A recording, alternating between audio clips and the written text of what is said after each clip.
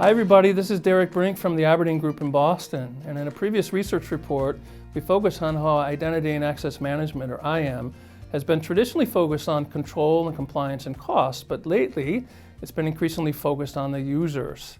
So our most recent research looked at the use and experience and intentions of identity and access management at nearly 250 organizations from a diverse set of industries, and we got some new insights onto this important topic. About half, 47% of all the respondents said that their investments in IAM were really focused on internal enterprise users only, and the other half, just 53%, invested in IAM for this notion of extended enterprise users. And the research really confirms that by focusing strategically on both the internal and the external users, these enterprises are starting to view their IAM systems as essential enablers for innovation and for growth and for new business opportunities. But clearly, just wanting these things to happen doesn't mean that they're going to happen.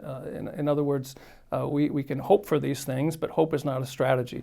It's not surprising at all to find that enterprises who are focused on a broader range of business users are also investing more strongly in certain IAM capabilities that align with these strategic objectives. So the first example is preventing bad user behaviors, but fast-tracking the good behaviors. The organizations in our study that focus on this extended enterprise business users were nearly 3 times more likely to support the use of out-of-band authentication. This capability can provide the enterprise with higher level of assurance beyond standard passwords for specific access attempts at transactions that might be identified, flagged by identity analytics to be inconsistent with normal patterns of behavior. And this is a complementary capability that the extended enterprise group, so to speak, was also more than 2 times more likely to have deployed. From the user perspective, there are examples of new IAM capabilities that give users, both internal and external, higher confidence that the enterprise is protecting them, which has a very positive effect on their propensity to interact and do transactions. At the same time, these capabilities contribute to minimizing the friction in the daily user experience. So the second example really is about streamlining and personalizing the user experience. Leading IAM solution providers have introduced some innovative user interfaces for making and approving access requests, which are in the past have been kind of relegated to something that only the more technical and IT-savvy business users could master without having direct involvement from the IT staff.